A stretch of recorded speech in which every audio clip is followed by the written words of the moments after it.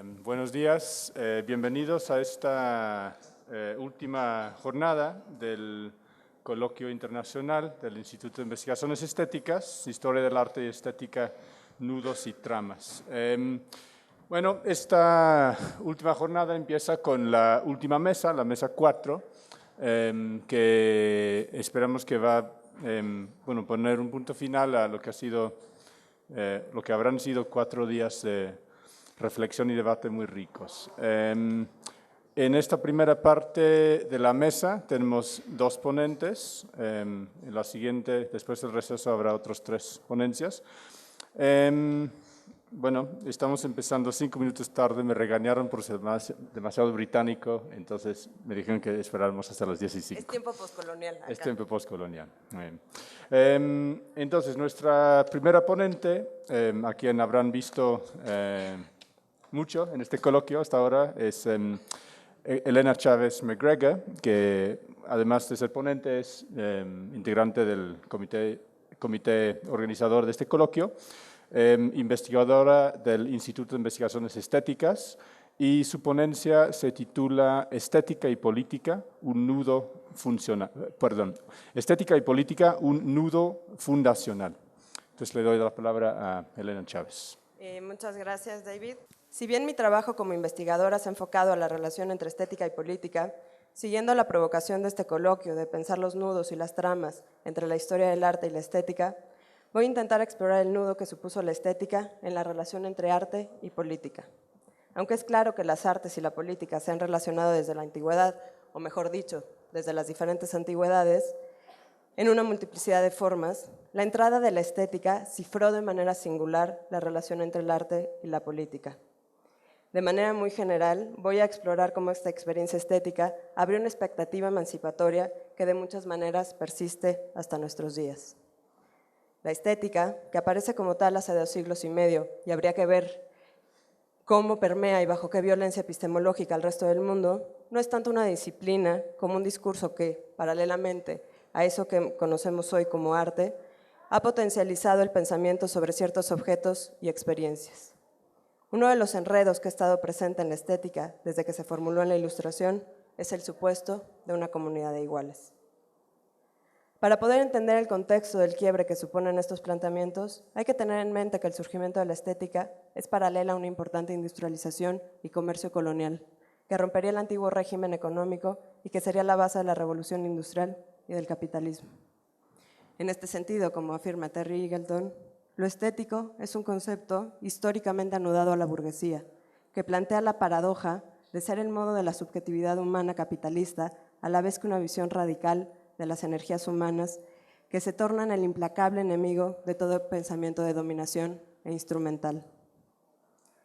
Si bien hubo varios sentidos desde los que la Ilustración planteó su programa, y podríamos pensar en el programa de Burke o Van Garten, quizá la propuesta que marcó un giro de tuerca en el sentido filosófico fue el planteado por Kant en la estética, y creo que también es importante porque hemos hablado mucho de Kant, pero hay justo una operación que me parece que sería interesante señalar para este problema. En él, la estética terminaba de proponer un sistema que permitía pensar una nueva legislación entre el saber, del placer y del deseo, donde el sujeto era el legislador.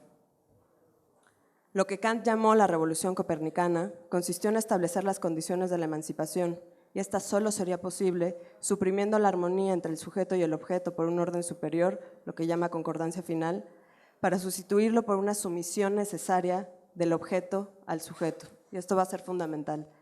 No me puedo detener en toda la operación que supone justo esta transformación.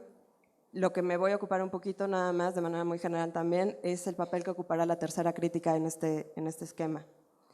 En la facultad de juzgar, Kant establece un libre juego de las facultades. En ella, el juicio sobre el objeto bello o de naturaleza alcanza una pretensión de universalidad que no depende ni del interés especulativo ni del práctico. La sensibilidad aquí opera de manera diferente. Entre la imaginación productiva y espontánea y el entendimiento como indeterminado, se da una concordancia que va a posibilitar que el placer sea comunicable y válido para todos. Como afirma Gilles Deleuze en la filosofía crítica de Kant, y cito a Deleuze, en efecto, El placer que suponemos comunicable y válido para todos no es otra cosa que el resultado de esta concordancia. Puesto que no se realiza bajo ningún concepto determinado, es imposible conocer intelectualmente el libre juego de la imaginación, solo se puede sentir. Nuestra suposición de una comunicabilidad del sentimiento sin intervención de un concepto se funda, pues, en la de una concordancia subjetiva de las facultades, en tanto que esta concordancia constituye el sentido común. Fin de cita.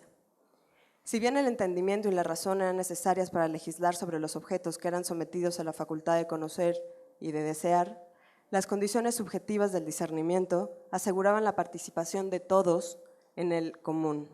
Esta igualdad, evidentemente enmarcada en las configuraciones raciales y de género de la Ilustración, que todavía dejan su huella y su herida, habría algo sin precedentes, la comunidad utópica que permitiría una política encima de la política misma.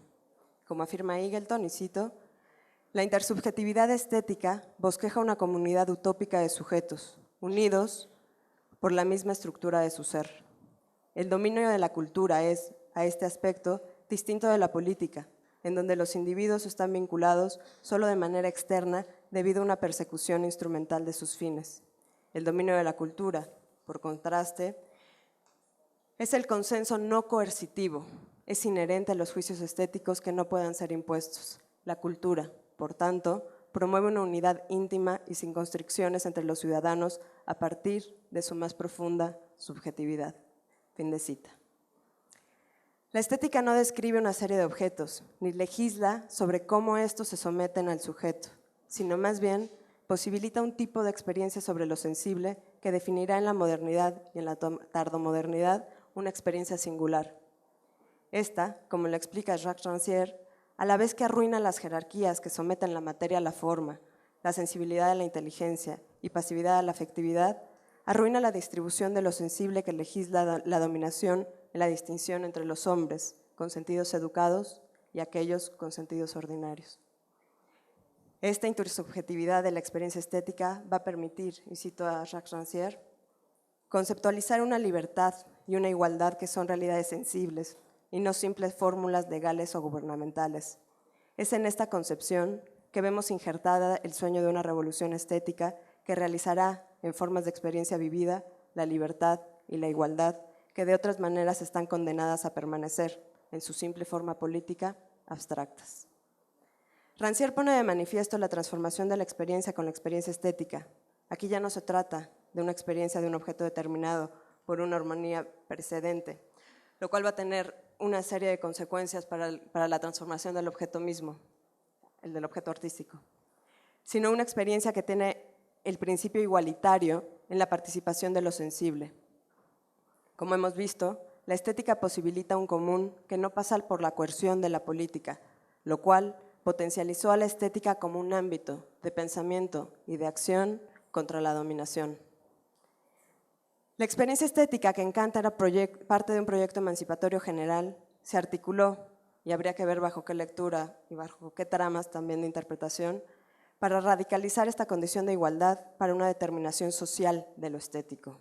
Schiller, en las Cartas de Educación Estética del Hombre, escrito en 1795, es decir, 5 años después de que apareciera la tercera crítica de Kant, propone que para resolver los problemas políticos de su época era preciso retomar el camino estético. Así, se podrían armonizar razón y emoción.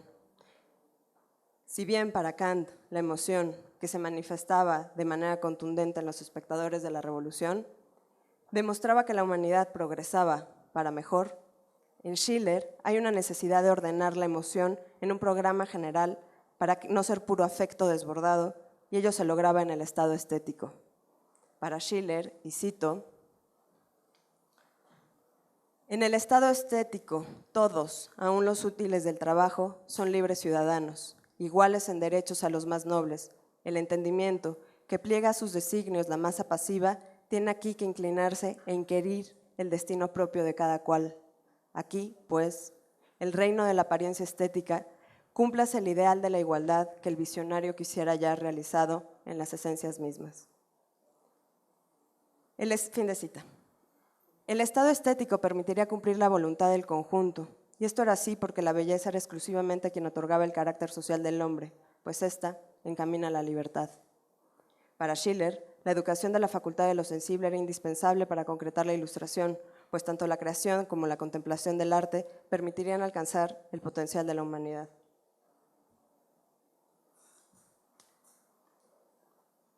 Los planteamientos de Schiller se desplazan de lo planteado por Kant, pues la experiencia estética se piensa como parte de un proyecto de transformación social en el que el arte tendrá un lugar primordial.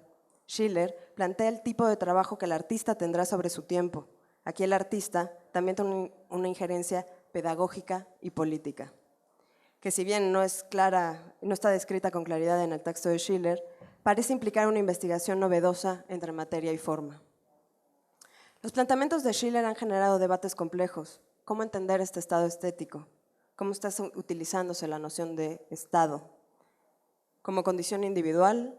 ¿Como una condición de colectividad política?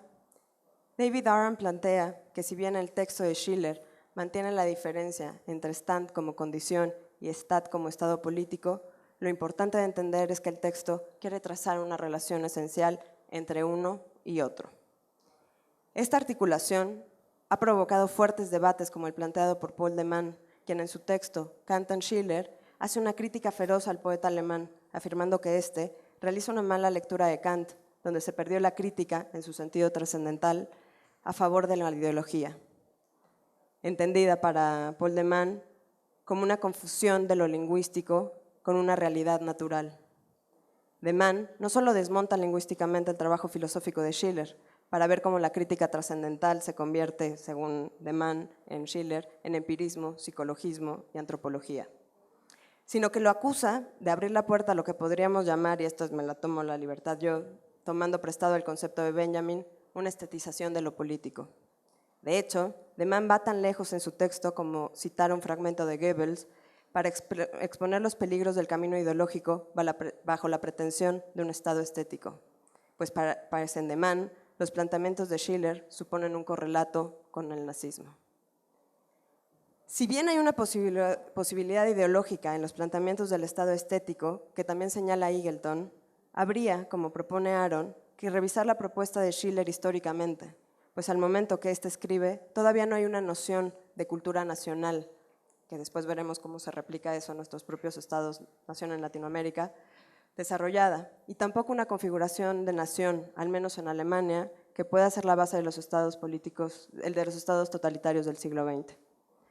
Más allá de los problemas que plantea Schiller, y una vez más hemos visto tanto en la presión de Cuauhtémoc como de Sandra y como de varios de los colegas que han presentado acá, las herencias en los proyectos intelectuales y culturales en Latinoamérica de esta apropiación de estas nociones de armonía y de configuración racial. Lo que me parece interesante de este momento y que queda expresado de un modo contundente en San Simón y Rodríguez bajo la idea de vanguardia, y acá me hubiera encantado contarles esta cita, pero por tiempo no me voy a poder detener a esta noción de vanguardia que aparece ya en San Simón y sobre todo en el texto que se le atribuye a Rodríguez. Es como la experiencia estética planteada por la Ilustración empieza a enredar en su proyecto emancipatorio un papel político del arte. Como bien apunta de Ott, y cito de Ott, el texto de Schiller es esencial en más de un sentido, en particular porque su descripción de los finales del siglo XVIII no nos es extraña y porque el rol político atribuido por primera vez al arte y a la cultura proporcionó su materia a la gran ilusión, nacida con la modernidad estética. Fin de cita. ¿Voy bien? Ok. Entonces voy a leer una parte que ya había cortado. Evidentemente, la relación entre arte y estética no puede reducirse a este único programa. Habrá otras maneras que se enlazan y se enredan, pero si este nudo entre estética, política y arte me parece altamente sugerente, es porque nos permite entender una tensión entre la estética y el arte que perdura hasta nuestros días en la expectativa política que ambos generan. A manera de conclusión y de manera muy apresurada, creo que podemos apuntar que la experiencia estética abrió a múltiples programas políticos. Por ello, no debería de extrañarnos que desde el siglo XVIII hasta nuestro tiempo, filósofos encontraran en la estética, como experiencia singular de lo sensible, un terreno para cuestionar el nudo entre el sujeto y sus diversas formas de dominación. En estos proyectos, a veces el arte tiene un lugar prominente, pero en otros no. En este sentido, es importante subrayar que si bien el arte tiene un lugar privilegiado en la estética por la relación sensible que establece con el sujeto, la estética no está subordinada al arte, ni su investigación se limita a este. A veces se acompañan, pero muchas otras trabajan de maneras superpuestas. Esa es quizás una de las razones por lo que resulta tan complejo pensar en la relación entre arte y estética, pues al tiempo que posibilita la promesa de una nueva humanidad, también se producen diversos modos de hacer artísticos que pueden acoger o repudiar esta promesa. Una de las preguntas que nos arroja la exploración de este enredo es si será posible renunciar a la expectativa emancipatoria. Si bien a veces pareciera que la ilustración es un proyecto del que queda poco, y hay buenas razones para esto, todavía hay aspectos que habría que revisar. Esto no quiere decir que abracemos la ilustración, sino que seamos sus severos críticos. Como dice Eagleton, y cito, si podemos y debemos ser críticos severos de la ilustración, es porque la ilustración nos ha permitido comportarnos de ese modo. Aquí, como siempre, el proceso más intrincado de emancipación es el que tiene que ver con la liberación de nosotros mismos. Fin de cita. Siguiendo esta crítica, quizás una de las tareas del presente será, más que intentar desmontar la expectativa política del arte, pensar cómo actualizar esta pretensión emancipatoria, revisar los proyectos anteriores, tanto políticos como artísticos, y seguir imaginando qué potencias pueden emerger de la comunidad de iguales. En un tiempo del despojo, donde lo político, como programa revolucionario, se ha desquebrajado, quizá la estética y el arte puedan seguir siendo una trinchera para imaginar posibles políticos. Gracias.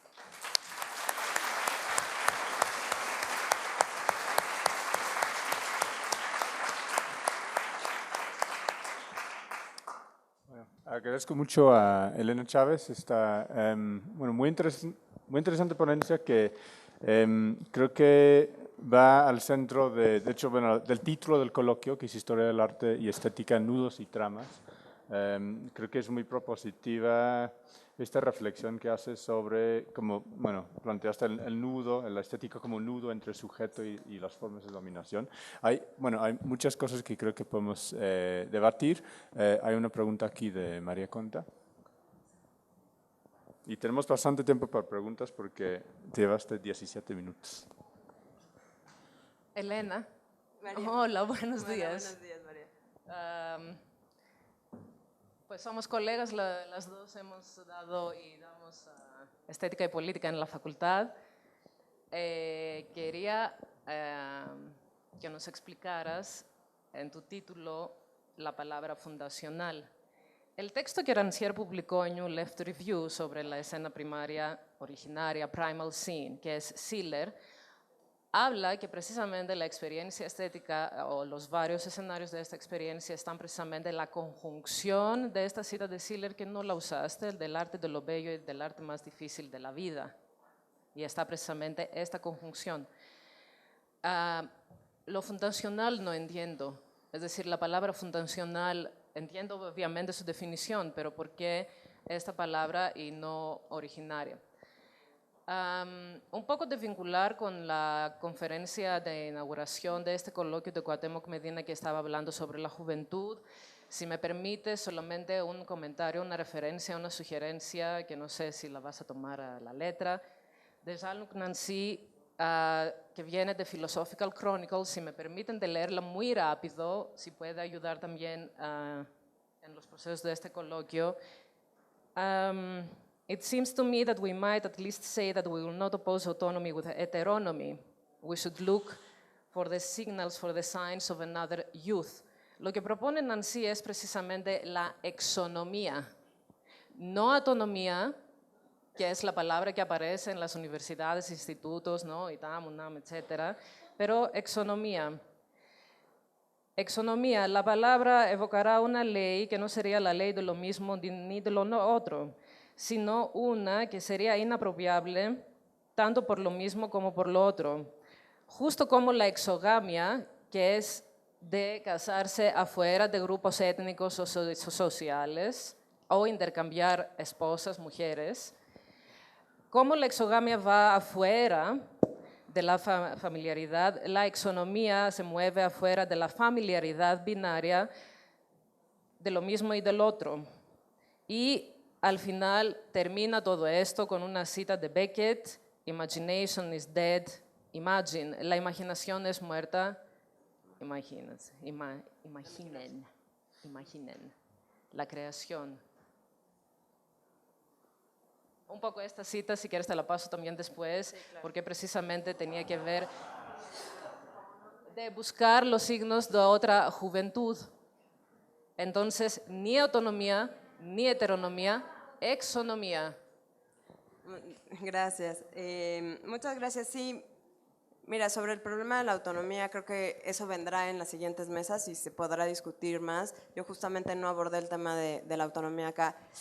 La palabra fundacional, yo no quería referirme a un origen, porque me parece que no hay un origen. Quizás la noción de fundacional tampoco es la correcta. Era una aproximación más hacia una especie de momento constituyente. Quizás la palabra no es fundacional, es el momento donde se funda un proyecto, y por eso usé la palabra, pero habría que revisar si es la correcta o no. Pero es lo que te podría decir. Renato.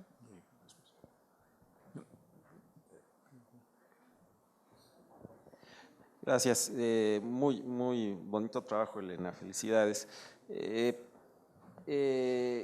Es esta pregunta, porque mencionas bastante a Terry Eagleton. Él tiene un trabajo más reciente sobre la tragedia y plantea ahí algo que pienso que tiene una interacción difícil con el proyecto emancipatorio del que hablas, y es la noción de determinismo.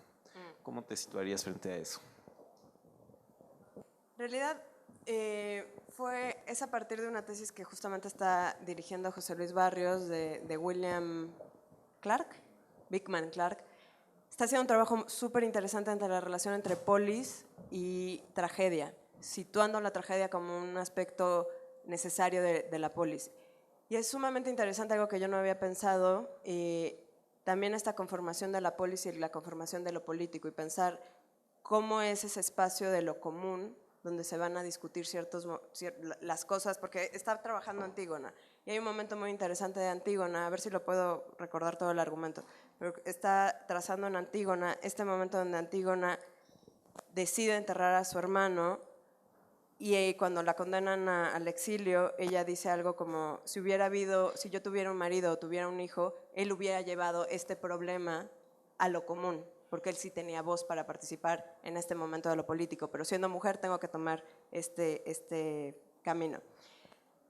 No sé si hay el momento del determinismo, pero sí hay un momento también de separación de lo común y las condiciones de lo político. No veo que esté tanto no situaría el momento de la tragedia en este momento de una determinación. No creo que sea productivo pensar lo político desde ahí, pero sí me parece que pensar estas tensiones que nos ilumina o que nos permite pensar la tragedia puede ayudarnos a pensar en estas configuraciones de lo político y las condiciones de lo político hoy. Es decir, lo que pensé después de leer esta tesis es que no tenemos político, no tenemos ningún lugar a donde presentar lo común, lo que nos está pasando, ¿no? Entonces, eso es lo que podría apuntar hacia lo que no sé si es muy satisfactoria la respuesta, pero bueno, es lo que puedo ahorita. ¿Una pregunta? Thank you for your paper. I want to ask you, whose reading of Schiller do you agree with more, Rancière's or de Man's? And it's not just a simple question of choosing sides, but it pertains to the nature of the aesthetic as such. I wonder if, for elaborating on politics of aesthetics, specifically democratic politics of aesthetics, like you want to do, if there isn't something about the aesthetic, the way in which it's defined by Kant, Schiller, Hegel, these classical texts, that resists this democratic appropriation that Rancière has tried to give us. I'm thinking about the difficult transition from freedom, which is how these classical thinkers are always defining or talking about the aesthetic, and then saying that the meaning of the aesthetic is equality.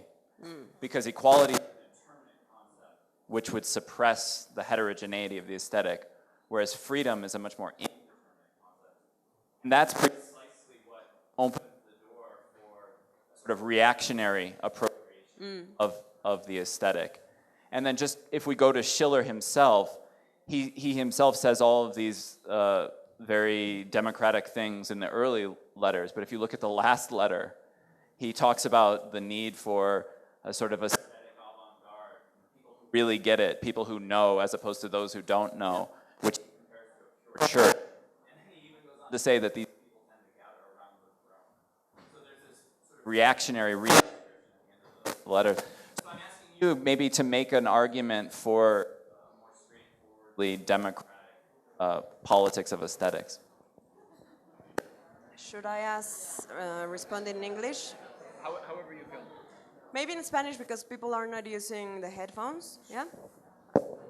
Yeah? Sí, en I'll do it español. in Spanish. Es complicado. Yo he seguido más bien la argumentación de Rancière y en ese sentido me había sentido muy cómoda con la utilización de Rancière de Schiller para pensar justamente este momento igualitario de la estética. Porque justamente me parece que este momento es un momento que le permite a Rancière desplegar todo lo que va a desarrollar después en su relación entre estética y política, pensando que justamente la política está en la estética, no ya en una tradición artística, sino en la estética misma como configuración de lo sensible, partición de lo sensible, y donde justamente el momento, para los que no, lo digo rápido nomás para los que no conocen el argumento de Rancière, donde la posibilidad de lo político está en el desacuerdo sobre el reparto, y el momento político es justamente el momento de una subjetivación política donde un sujeto no se siente, no está de acuerdo y manifiesta un desacuerdo sobre el acomodo de lo sensible, es decir, lo sensible como distribución de funciones, de lugares, de repartos y demás. Y eso me había parecido muy cómodo y un lugar muy interesante para pensar lo político hoy. Y claro, de pronto para esta ponencia me puse a leer a Schiller, más con detenimiento y por culpa de Cuauhtémoc también, y encontré este momento sumamente complicado y me puse a leer Ademán y me encontré con este momento súper complicado que quise intentar salvar con este libro de David Arn, que no lo salva del todo. Pero claro, de pronto también en las ponencias que nos acompañaron los primeros días, ver cómo estos proyectos culturales se entrelazaron con estas nociones que es de una idea de cultura nacional que eran increíblemente racistas y históricamente muy problemáticos, pues sí lleva a pensar que evidentemente hay una tensión y que si bien Rancière ocupa lo que necesita de Schiller, y está bien, siempre hay una tensión con los proyectos emancipatorios y evidentemente hay una condición ideológica en estos que pueden llevar a un momento de liberación y también a un momento de más sometimiento.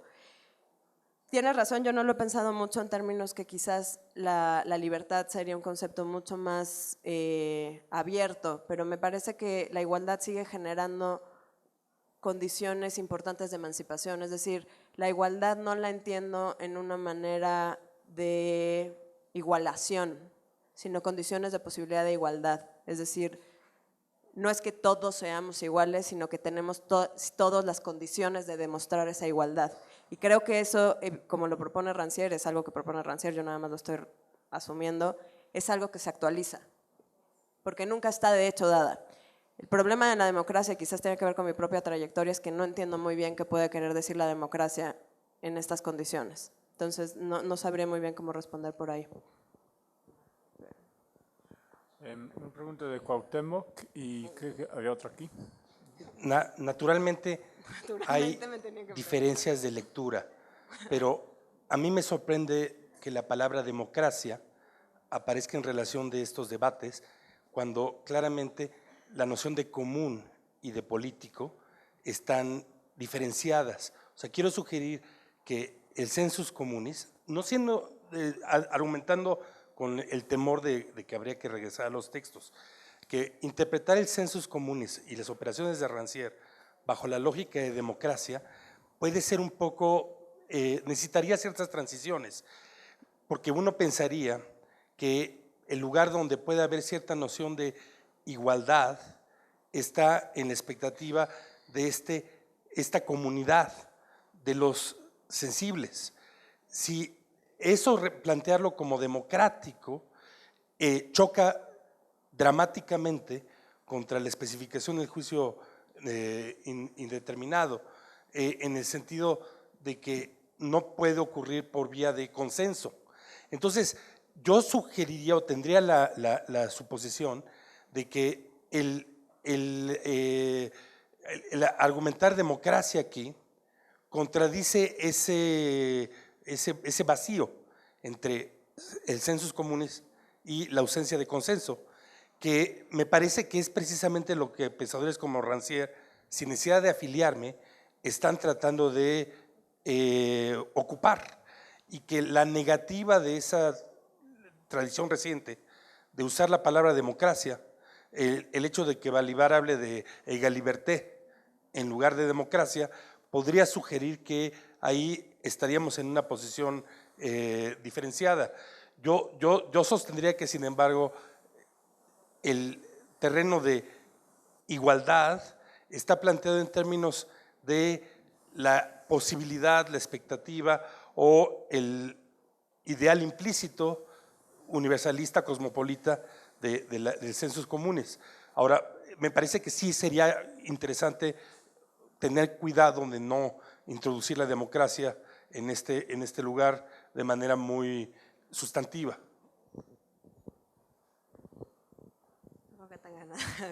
No, me parece que es más un comentario a lo que decía el profesor Tanque, ¿no? Y que creo que justamente no lo veo y no lo entiendo en términos democráticos. La igualdad es más bien en términos políticos. La democracia, además, digo, también Rancière lo ha trabajado mucho en el odio a la democracia, pero implicaría otro problema pensar ya en un régimen específico como la democracia, y habría que ver cómo se implementa. Además, a mí lo que me interesa de este momento político es la posibilidad emancipatoria o la posibilidad de demostración de la igualdad una y otra vez, y es emocionante verlo cada vez, ¿no? Es decir, hoy en la mañana estaba viendo el movimiento estudiantil que está sucediendo en Sudáfrica, y donde una vez más hay esta demostración de igualdad en un proyecto educativo, ¿no? Entonces, me parece que es interesante más bien como tomar este presupuesto de la igualdad, ¿no? Que nunca está dada, siempre la estamos peleando y luchando de alguna manera, ¿no? Tenemos tiempo para una última pregunta. Aquí.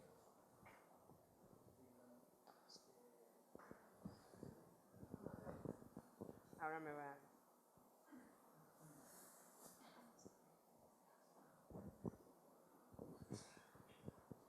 No, simplemente decir que, claro, cuando Rancière piensa en la estética de la política, creo que lo que está contraponiendo esa construcción conceptual al modo en que Benjamin tematiza la estetización de la política, ¿no? Pero me parece que el problema que plantea Rancière es que se queda, digamos, en el momento del aparecer, ¿no? Del cuestionamiento de la lógica del Arjé, ¿no?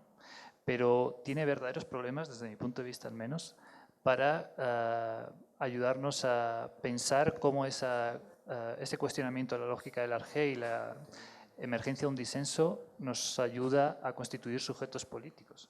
Porque el problema de la democracia es un problema de antagonismo, ¿no? Que no puede pensarse meramente desde el aparecer como forma disensual. Sí, esto se ha repetido mucho, Jaime, y tienen razón, pero a mí lo que me parece es que no es... Lo que propone Rancière es en estos términos muy filosóficos, es decir, plantea cuáles son las condiciones de posibilidad para esta postura de lo estético y estas condiciones de lo político. No está marcando un programa, y claro, eso de pronto genera mucha angustia porque no hay receta. Habla de cuáles pueden ser las condiciones de aparición para un momento político, pero tampoco es claro cómo convertirte en sujeto político según lo que plantea Rancière. Pero justamente ahí me parece que es lo interesante, abre posibles políticos, pero no está marcando un programa, y desde ahí podemos pensar cómo están pasando ciertas cosas, pero no buscar, si buscamos, y claro, se entiende, estamos en un tiempo muy desprotegido, no tenemos un programa claro desde donde pensar cómo constituirnos como sujetos políticos, pero la imaginación y la apropiación de estas condiciones por 15M, por diferentes grupos, por diferentes movimientos, cada vez es lo que me parece importante, y Rancière simplemente nos permite pensar las condiciones de una época donde se ha transformado lo político, donde tenemos un vacío de cómo nombrar esto político, pero no es un camino de descriptivo ni mucho menos un programa.